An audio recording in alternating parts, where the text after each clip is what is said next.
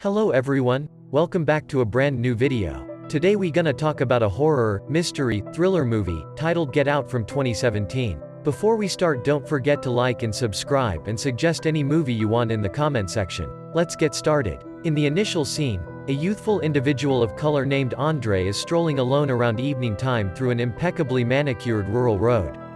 A little games vehicle pulls up and begins gradually following him. Andre gets frightened, says, "Screw this poop," and takes an alternate route to energetically stroll back the manner in which he came. At the point when he goes to see what the vehicle did, he sees it's left where it was, yet the entryway is open.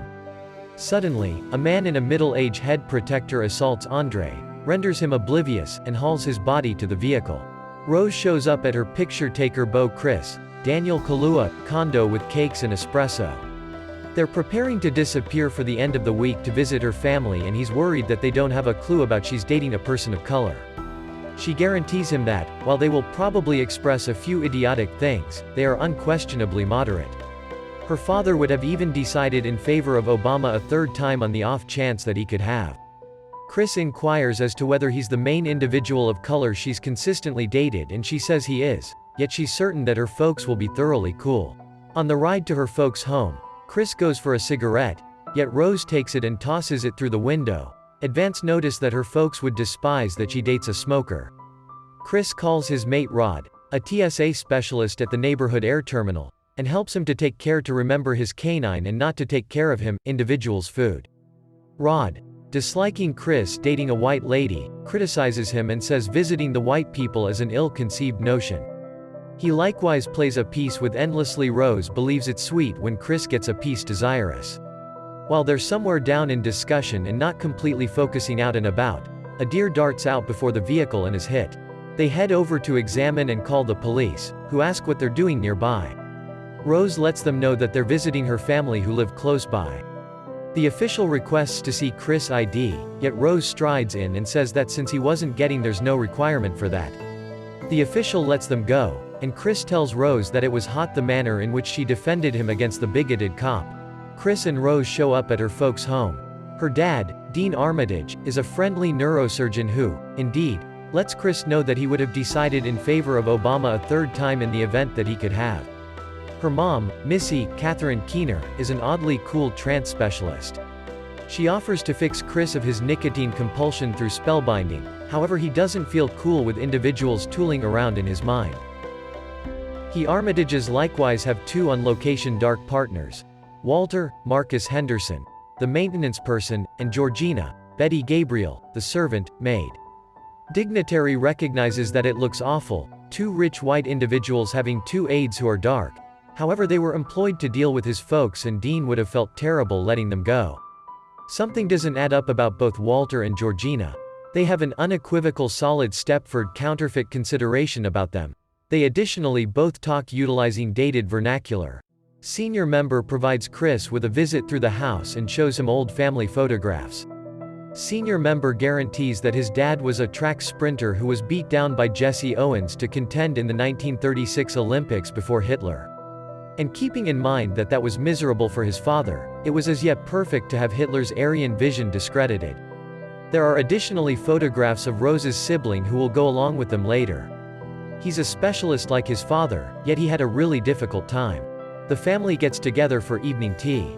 Missy mixes her tea and gently taps her spoon against the teacup multiple times, very significant later. Missy gets some information about Chris' folks. Chris claims that his dad left when he was youthful and his mom passed on in the wake of being hit by a vehicle when he was 11.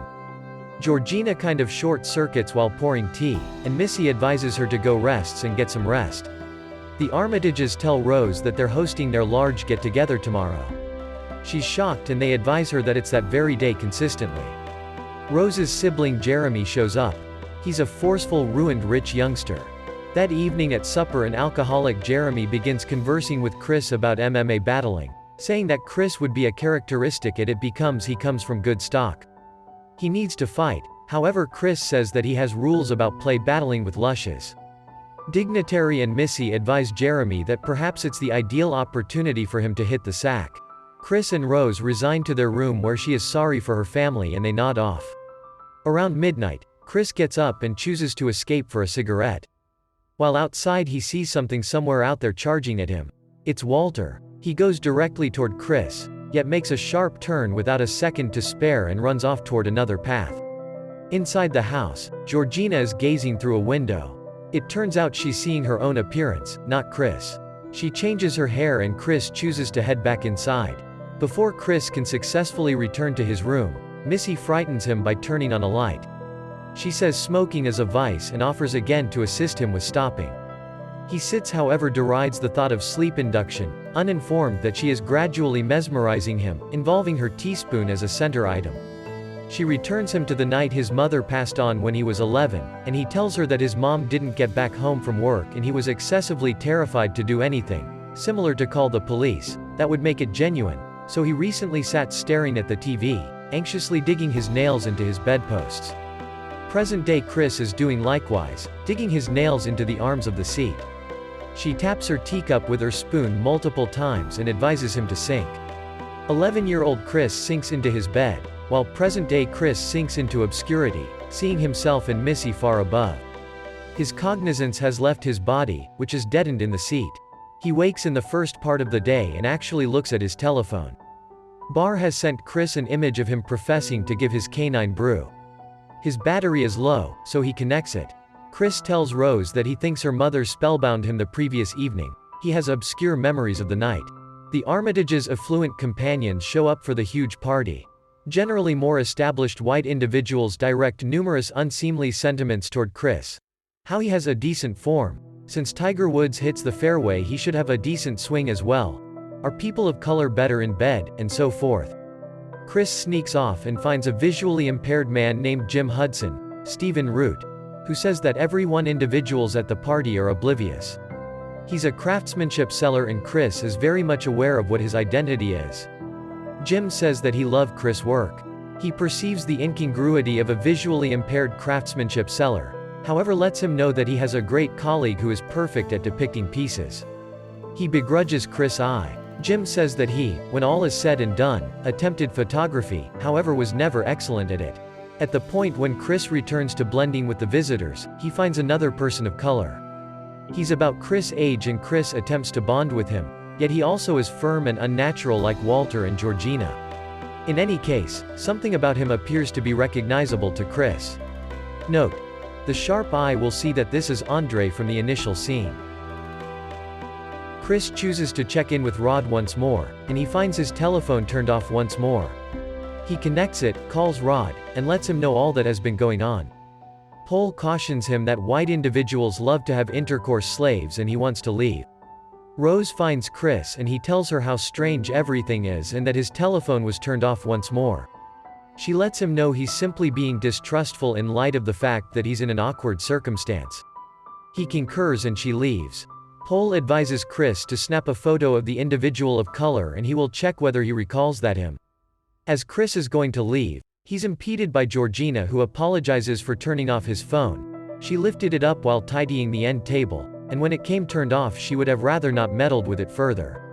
He says that it's fine and that he didn't intend to rodent her out. She doesn't have any idea. So he explains that he didn't intend to cause her problems. She gets very strange and lets out a solitary tear while letting him know that the Armitages deal with her like family. Chris returns outside and attempts to watchfully take the comfortable person of color's image with his cell, yet has neglected to switch off the blaze. When his telephone streaks, the man changes. He goes from excessively tedious to raving. His nose begins draining and he hops at Chris telling him, "Get out. Get the fuck out while you actually can." Rose has gone ballistic now as well. She asks her father what occurred and he clarifies that the blaze just caused the person to have a seizure. The man emerges and apologizes for disturbing everybody and says he should get back. Chris and Rose take a walk and Chris tells her that he's certain he perceived the fellow and that something weird is most certainly going on. She concurs by saying that it didn't appear to be a seizure by any stretch of the imagination. Chris says that he'd truly prefer to return home at this point. Rose hesitantly concurs. She says she will make up something to tell her folks. Back at the house, Dean is holding a quiet sale with his visitors, who hold up bingo cards to offer. Close to him is an image of Chris. Jim Hudson wins the sale. Different visitors generally return home.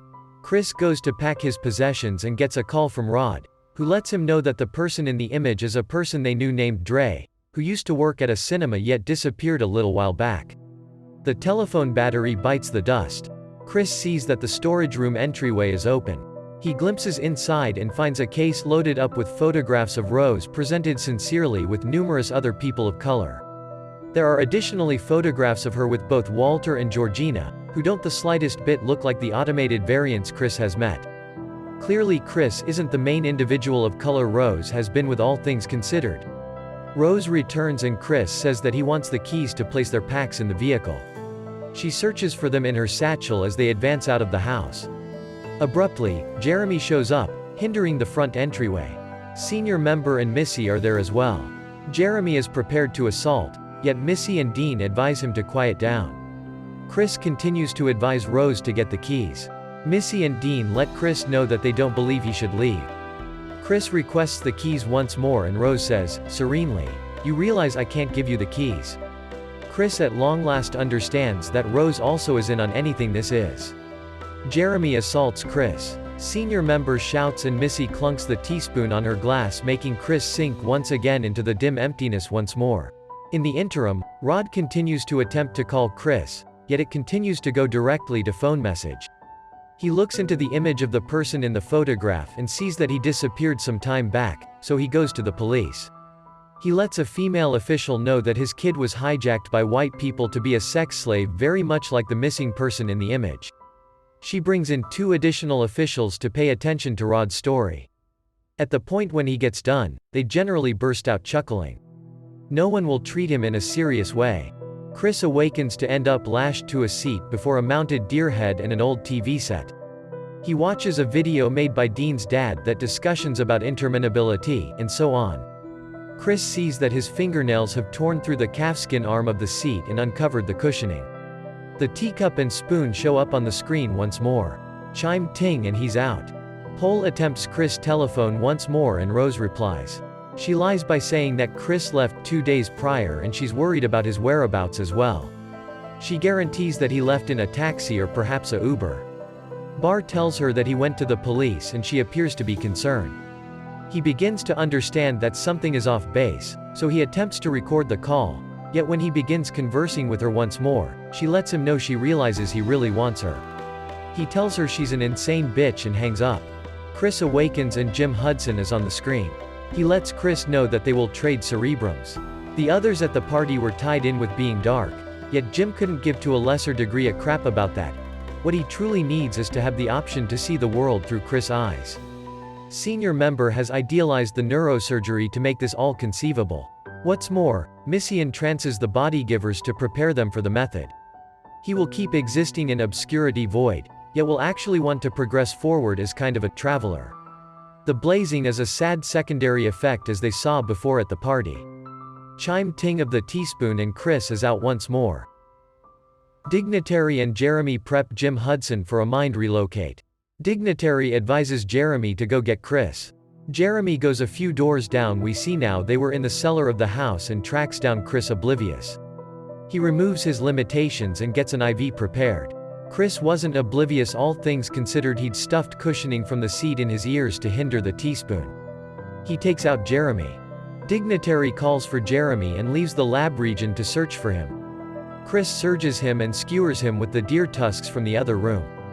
He thumps over a candle that touches off the sweeping covering Jim Hudson as well. Rose has tiny headphones in and doesn't know any of this is going on. While she pays attention to music, she is finding out about pictures of attractive-looking people of color with great bodies. Chris goes higher up and tracks down Missy. She goes for the teacup and spoon, yet Chris beats her to them and crushes the cup. Rather, she goes after him with a blade, however he turns it on her and cuts her to death. Chris goes for the front entryway once more, yet Jeremy has returned and places him in a stranglehold. 2 times Chris battles to pull open the front entryway, however Jeremy kicks it shut. On the 3rd attempt, as Jeremy kicks the entryway, Chris wounds him in the leg and breaks his skull with severe head steps. He runs outside and gets into Jeremy's vehicle. On the front seat is the archaic protective cap from prior. He begins down the carport yet hits Georgina.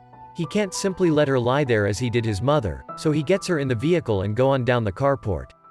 She awakens and goes after him. In the process her hairpiece tumbles off and we see she has a scar across her head from a cerebrum relocate as well.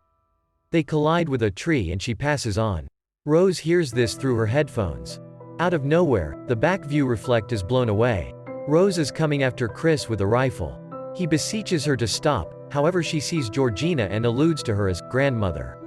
Rose shoots once more and misses Chris.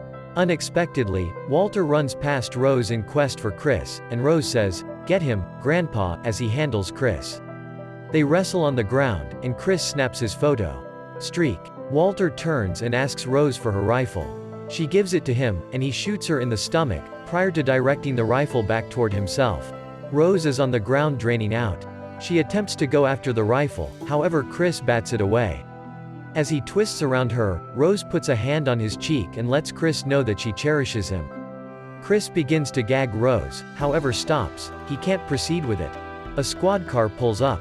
Rose calls pitifully for help, realizing the neighborhood police will toss Chris behind bars. Yet, it's Rod getting out of the squad car. Chris gets into the vehicle. Barr takes a gander at the turmoil and says, "Man, I told you not to go in that house."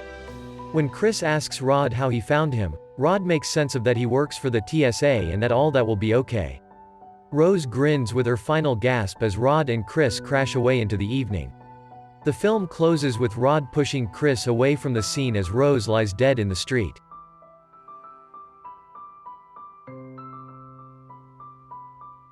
If you make it till the end, thank you so much for watching, and feel free to leave a feedback about this video. See you guys in the next video.